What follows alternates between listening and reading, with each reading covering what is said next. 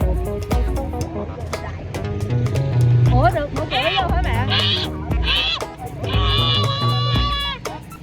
Con đừng có la nó sợ nó đi á.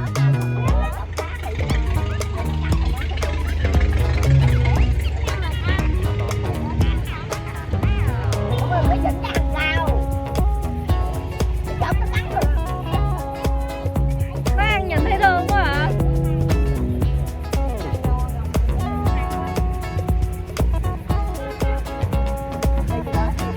Đi rồi thôi, đi rồi.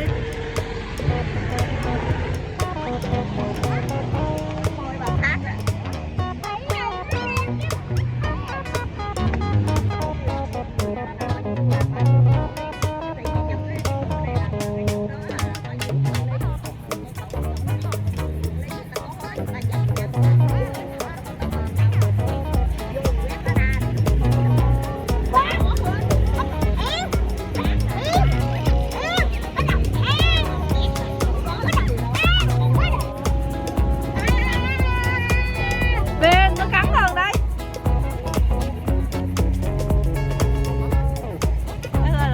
Ủa nó dạng ha.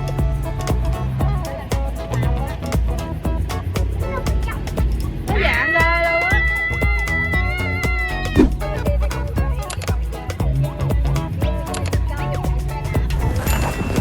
Nếu thấy video hữu ích, các bé đừng quên bấm nút like và nút đăng ký cho kênh của cô nhé. Chào tạm biệt các bé.